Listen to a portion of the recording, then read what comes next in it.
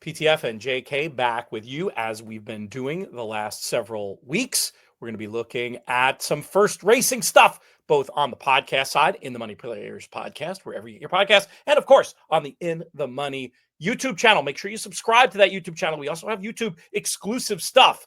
And we know a lot of you who are out there right now are not subscribed. Like 75% of you are not subscribed. This is the easiest way you can help us out. Please subscribe to the channel and click that notification bell so you don't miss any of our YouTube exclusive content. JK, there is a mandatory pick six carryover that's not the word, mandatory pick six payout at Gulfstream on Saturday. We're just going to focus on these pick 5 races. They start with race number 8. We got $10,000 claimers on the synthetic. What do you like in here? This is one of those situations where it's, it just feels like these two horses stand out, the 1 and the 10. They seem to have faster races, some big turf races for the 1 War Beat for Safi Joseph down on the inside. He also has some nice synthetic races. So I wanted to make sure that I had the 1 and then the 10 Nerves of Steel, another one who ran well last time on the synthetic, is dropping in from the 35 to this level. Those two felt like they were just the class of this race. And that's a strong word to throw around with this group, but I want to be skinny here because there is a race where I'm using an obnoxious amount of horses, but I simply couldn't get away from it. So I'm going to go pretty skinny here, just the 1 and the 10. You obnoxious, JK? I don't believe it. I have the same too. I just have them in the other order. I put Nerves of Steel right on top. Brian Nadeau talks a lot about the importance of having a race over the Gulfstream synth. Nerves of Steel has that. This is a significant drop as well. And I think the race is going to shape up well for this one as he's got tactical foot and a little bit of finish. The 1, very obvious one to put in there. I was going to, if you have places where you can get skinny later, I thought the 8 and the 9 were other logical backups. But yeah, 10 and 1 in the main for both of us as we kick off this pick 5 at Gulfstream Park on Saturday. Let's move on to the 9th race. We've got an allowance race for older horses going a mile on the dirt. Return to the races of Knightsbridge. Knightsbridge, I really didn't mind that race in the Perryville at all. Thought moved a little early into a fast pace, stuck on well enough there late, should be loose over a course and distance where he's already had success. But I didn't think it was necessarily just as simple as Knightsbridge only. I did think, and it's one of these things where the scenario where Knightsbridge loses, I think really plays to one other horse. So I'm just going to use them both. That other horse being number 6, Uno Mas Bourbon. My question for that name, why only Uno? But this one I think can benefit if Knightsbridge goes too fast, which I think is the way that he loses. Uno Mas Bourbon was against the flow last time in a roughly run race. And if the top one doesn't win, just super logical. 4 and 6 for me. That's also a possible exacta that I might play in here. You with me or against me?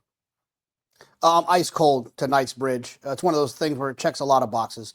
The first one is the layoff. Okay, it hasn't run since October 19th. Okay, a little bit of a break here. But if you look at Knightsbridge's performances, his first 2 performances came off of long layoffs. The first one, the longest layoff you can possibly have, your first start as a 2-year-old. And then the layoff after that was November all the way till March. Ran extremely well again.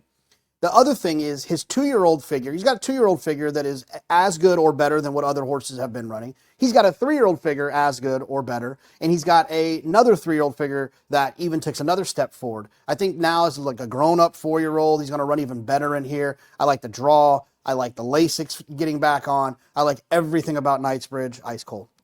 I like where you're going with that. And for me, I should clarify, I'm probably not going to use these two equally. It would probably be a 2X or 3X.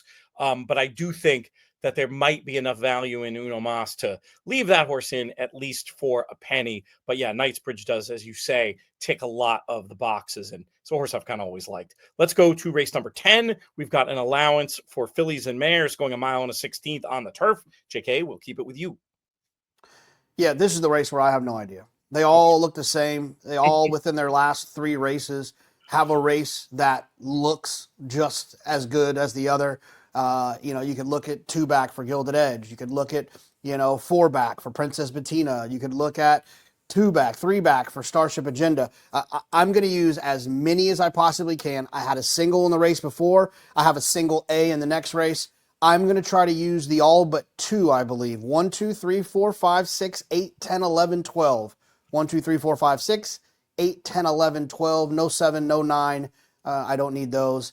I'm going to just try to catch a price here, stay alive. It's in the middle of the sequence, too. It's one of those deals where, like, if this race was the first leg, or, I would look to play the pick 4 instead of the pick 5, but it happens to be right in the middle. So if I want to find a way to use these two single opinions that I have in the race prior and the next race, you kind of get forced to have to try to catch this one, and I couldn't separate them.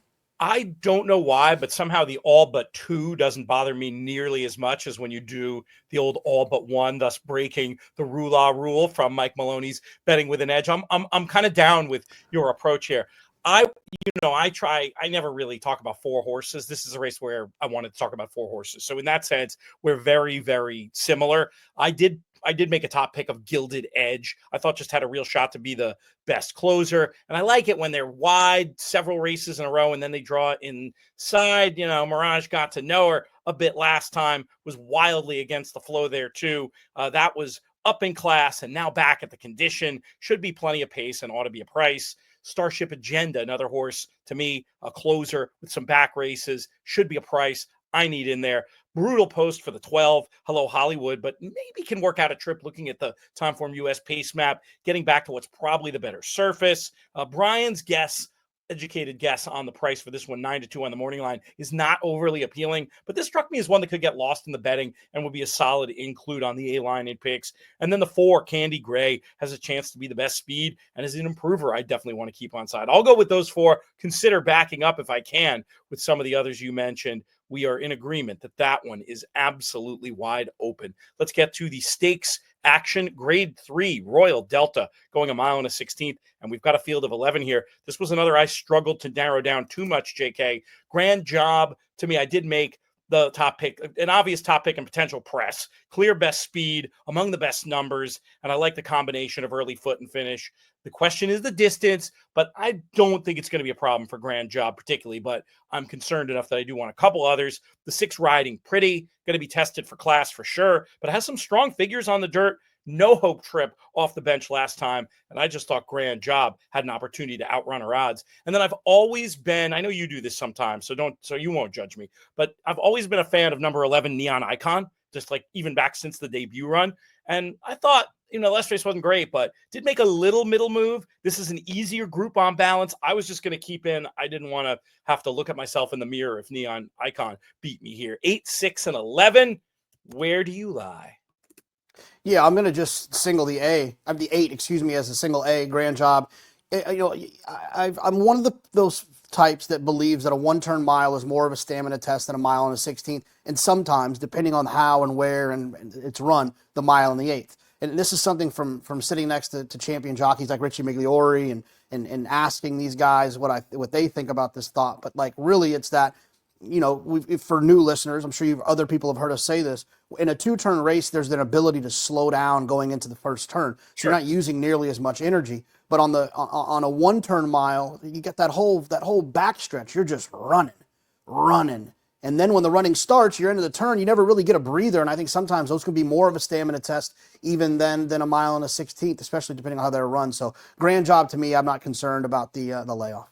Yeah, the tighter the turn, the slower you're going, right? So you're doing more, you're closer to full speed going around that wide turn of the 1-turn mile. And then the other thing about 2-turn races versus 1-turn that's harder to study, we'll get there someday with the data, but there are just some horses that run turns really well. They're like, whatever their stride length or whatever, they can accelerate better or decelerate less than other horses. So I agree with your general view of those. But my question for you is, when you're sitting next to Richie Migliori on the Fox set, do you ever say, this is a handicapping angle I picked up from P4 Natal?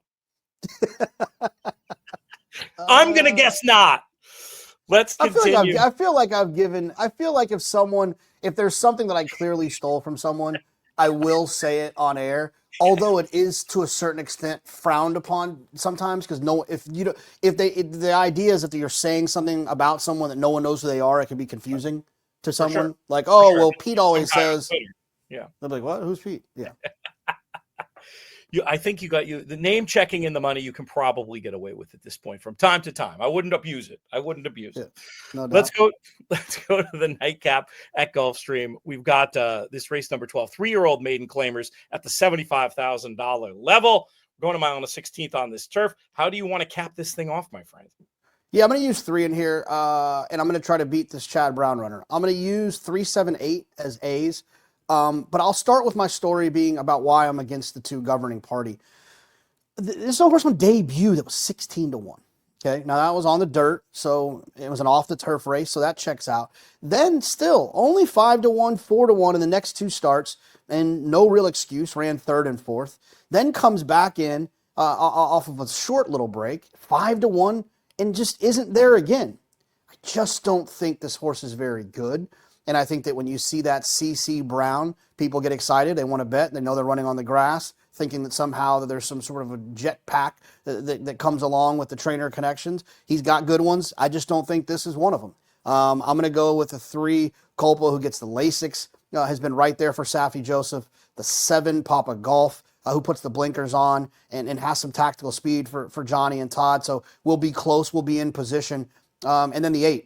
13 Colonies was another one that I wanted to have, who broke slowly on debut, took no money, but ran well enough in there. And then I'll use the 11 as a B horse, War Warrior. I just hate the draw. It's just tactical out there. Is either going to probably be used too much to make the front, or is going to end up kind of in a 3-4 wide situation and lose ground. Yeah, it's a lousy post for sure for War Warrior, but I wanted to use as well. I listed 3rd of the 4 horses I wanted to use in here, but I'll mention just to piggyback off what you're saying. And Cassie's numbers in this, it's interesting to when you filter trainers at certain tracks for maiden claiming. That's something I'll do at this level. And actually, another negative about governing party is that Chad Brown, not good in this category. I mean, they're often like proper give ups. His win percentage about half of what his baseline is, and the ROI on a $2 bet is just 88 cents on the dollar. Having said that, I don't think I want to get beat up by this horse just because on figures and form the horse looks as good as any of them. So one of 4 that I'll use, but you're right, from a straight EV point of view, 1 to beat. My top pick is number 4, Borrowed Time. I thought could be Lone Speed. Looks to have found the niche here, racing near the bottom on turf. And I just love it when they improve first time on a new surface. I'm assuming you're questioning the class, and that's why you're going with all the MSW droppers. But I did think Borrowed Time was worth including. We talked about War Warrior. That's one of those maiden special droppers, as is Culpa, who I wanted on side. And then the last one, Governing Party, as we've already talked about. So, yeah, spready for me there with 4 to close things out, and 4 for you too, but definitely preference for you for the 3, 7, and 8. That's the story at Gulfstream. But before we move on from Gulfstream, I do want to mention that got a notice today about a new bet. It's actually was tested out last weekend, and it's this middle pick 5 that they're going to have at Gulfstream when there are enough races on the card. So there will be one on this card starting with race 3. The big news, and the real reason I wanted to underline this, another example of first doing a retail only wager, just a 15% takeout on this one. So it's something that I'm going to be taking a very long look at, this retail only middle pick 5 starting on race number 3 on Saturday. And you can look for that when Gulfstream offers 11 races or more. Just another way that our friends over there are doing good things for horse players. So wanted to highlight that. You've heard what we think at Gulfstream. Let us know what you think. Drop us a comment on YouTube. Even if you're listening to the podcast, you have something to say. JK got this right. PTF got this wrong. Maybe the other way around. Tell us there on the YouTube channel. Subscribe when you're there. And if you're on YouTube, check out another video. And if you're listening, we'll be back